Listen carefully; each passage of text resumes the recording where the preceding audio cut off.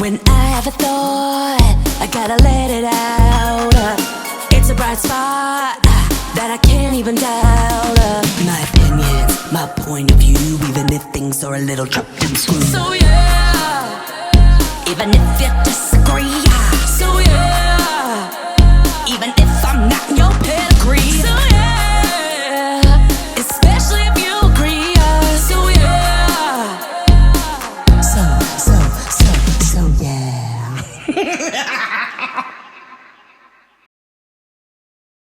Good morning, good afternoon, good evening, wherever and whenever you're listening to it. Welcome to the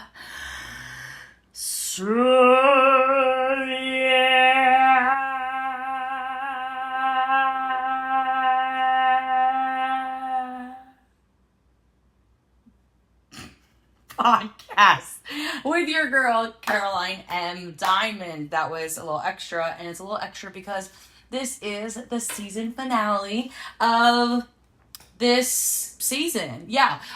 So I choose because I could do literally whatever I want, and I'm not a fucking machine. I don't have anybody behind me. I don't have anybody backing me except my fans and myself and, you know, my friends. But I don't have anybody like editing this shit or writing this shit or some people give me ideas, but it's my discretion if I use it or not, you know, my podcast, whatever I want.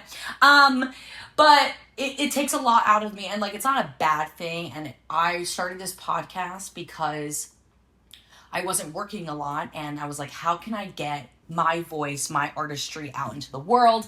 And this was like my surefire way of, this is something that I'm literally in the driver's seat of a Mack truck, okay? And I could do whatever I want, and it's really given me an amazing ability to just, if you want to make it happen, let it happen. But because I don't get paid from this, and yet, you know, in my manifestation cauldron, that's literally what my podcast is. It takes a lot out of me, and it's a lot of work. So I choose to do it in like a season format of 28 episodes, kind of like how you would watch a television show back in the day when there would be 28 episodes, not just 8 or 10 episodes like it is now. Kill me. But I am going to take a little bit of a break. I don't undisclose how long that's going to take. I mean, I'm going to come back because I always have something to say. But there are a couple other little personal projects that I want to work on. I want to get into writing a little bit. There are a lot of ideas that I actually have. This is like a So Yeah exclusive, but I wrote a book in 2020/2021. It came out in 2021, and it's The Adventures of Carol and Kai, Volume 1. And it was all about me and my best friend Kylie, who we all know here on the podcast. It was about how we bartended 2 country music festivals, and we had never bartended before, and we don't like country music. So it's a whole bunch of debauchery. I still have some copies of it in my possession, if you would like it, if you haven't read it yet. And if you're like, I'm not a reader, I literally say, it's like not even 200 pages, which is not that big of a book. And there's pictures. I say that my book is the book for people who don't like reading. So if you also get a little with reading, this is the book for you. Literally, this is the book for you. It's not that hard to read. I wrote it kind of in my colloquialism terms. It's not like proper literature. And at the beginning of it, I also recorded an audio version of it. So that also exists when you buy the book. Anyway, that's not a promotion of the book, which if you want to buy, you can buy. But I envision for that book to be a script. And so I had this idea last year, and I like slowly did it, and then I like stopped, and then I walked away from it, of turning the book into a screenplay.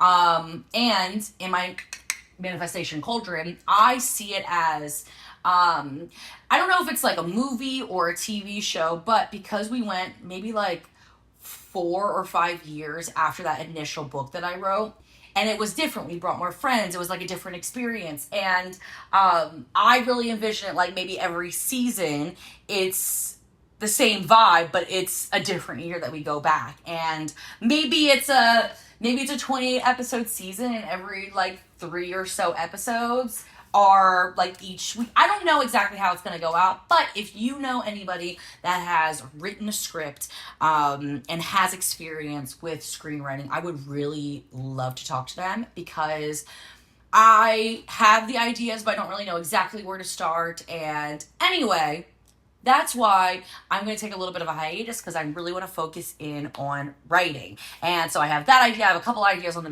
mix, whatever. It's not all about me. Yes, it is. So anyway, this is the season finale of season 2 of the So Yeah podcast. And before I talk about my topic that I want to talk about, which, spoiler alert, will be Madonna. We are not surprised. I just need to turn this into the Madonna podcast. But I want to ask you, my viewers, if you're an avid listener, thank you so much. I really, really, really appreciate it. You don't know how much. But what would you like to see from this podcast? Do you like where I'm going? Do you have any notes of any sort? Like maybe like the audio, it's not great in your car, but it's better in your headphones. Like I need to understand what it's like from the consumer's perspective, which is really important to me. It's not something that like I live or die from, but it's important for me to know how you guys are intaking this. I do have something exciting. I got some stickers made, and it's like, I don't know if you can tell from the camera, but it's kind of like a little bit matte, has a little texture to it. So I got these made, and so if I see you in the wild and you are an avid listener of the podcast, I would love to give you one of my stickers for being a fan. And I was also thinking about some merch. Would you buy some So Yeah merch? In my head, what I would really love is a mug. I think that mugs are really cute. Would you buy a mug? Because there's no point in making it if I'm going to have 50 mugs at the house. So, would you like some So Yeah merch? Maybe it's a cheetah hat with the So Yeah logo on it. I don't know. Would you buy some So Yeah merch? And then please sound off in the comments or DM me. Or if you feel necessary, please message me with any ideas that you have, because I want to continue to grow this podcast and also this community and cultivate that in the way that I see fit, but also in the way that you intake it as well. So yeah! Our 2 fan favorites are back. Honey, pepper, pimento, pineapple, dragon fruit. They're back, they're so back. Yeah, they're bringing that flavor back. Honey, pepper, pimento, yeah, that pimento. Pineapple, dragon fruit, bringing that pineapple back. They're back, they're so back. Yeah, they're bringing that flavor back. They're so back.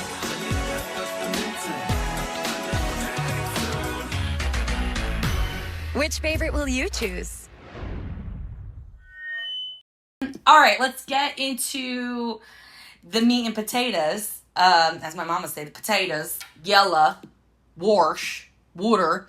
That's that Baltimore Maryland accent coming out. But so I want to talk about Madonna. Surprise, nobody.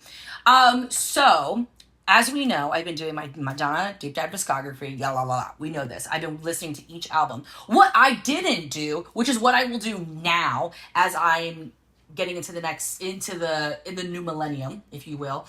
I will be, or I should have been doing, was watching the music videos and the coinciding tours, because I think that that's really important and imperative to understand her trajectory, right? Because like she was the pop star, she created the pop culture landscape, and so I listened to music, the album, which I'll talk about in the next season of the podcast, because I would like to go into that, but going backwards, I've watched 3 of her tours. Her first tour, which is the Virgin tour, and then the Who's That Girl tour, and then the Blonde Ambition tour.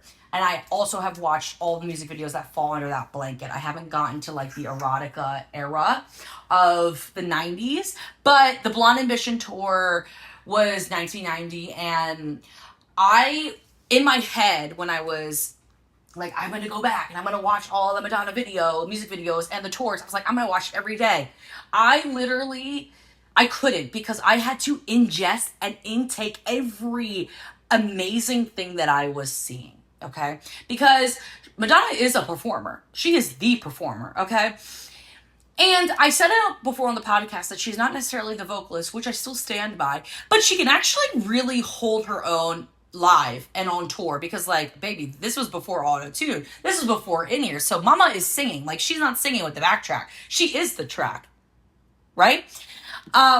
So every tour has been amazing and it had like its own amazingness in its own way. But what I would like to talk about is the Blonde Ambition tour, which was the most talked about tour of the time. It came out in 1990 and had all those beautiful boys. This was around the era that the Vogue music video came out. And when I tell you, I think I watched the Blonde Ambition tour a week and a half ago. I have thought about it every single day since. Not only have I thought about the choreography, which I believe is Vincent Patterson, I've thought about the choreography every day. The styling, the Jean-Paul Gaultier, which, you know, she's known for her cone bra, right? And that like nude leotard, which was JPG. And what I didn't realize watching her old footage is that the tour before that, the Who's That Girl tour, she actually had the cone bra. But it didn't make waves yet until the Blonde Ambition tour, when she really, that was when she was Madonna, yeah? And then she had these dancers next to her, which I think is what I said kind of about like FK Twigs around Coachella. There was like the really good balance of femininity and masculinity with those male dancers. And I also feel the same way with watching the Blonde Ambition tour dancers. Like they're definitely gay, but they did have this masculinity to them, which, you know, is of the times, which is of the era, you know. There's so many elements that was going into it, into the late 80s, early 90s, of being gay, being out, having AIDS. You're going to kill me if you're next to me as a gay person. So it was like so many levels about being a gay person. And they got to be gay on stage, which I thought that was really beautiful. And they ate down. They are dancing down. They are eating down. Madonna is eating down. And so I still haven't watched the movie Truth or Dare, which is the documentary type of style around the Blonde Ambition tour, which was really provocative for the time, right? It was like the first time that two gay men were kissing, which was a huge moment, obviously. And then I was scrolling Tubi, as she does, and I saw first of all, they have a lot of dance on Tubi. So shout out to whomever is at Tubi International. Like, thank you for supporting dance, because there are so many dance movies that I've seen on there that I watch I've never heard of. Okay. And what I will say with that, with documentary style or whatever, you see a lot of like ballet or contemporary documentary style stuff around dance, right? And you don't see so much of the now you do, right? But this is back in the day. Documentary style around industry tour life. So there is something that I saw on Tubi, and it was the documentary about the dancers from the Blonde Ambition tour called Strike a Pose. I'm not sure if it's still on Tubi or if it's off, whatever. I thought and I watched that. I thought that it was such a beautiful representation, because it was 25 years after the Blonde Ambition tour. So now at this point, this documentary is 10 years old. So even still, this is old. Now they can do a 35-year update, right? So it was kind of like, where are they now? How was this experience for all these dancers? And it was really such a beautiful and sad and emotional lens of what it's like to be a part of a cultural phenomenon, to be gay when it was not okay to be gay.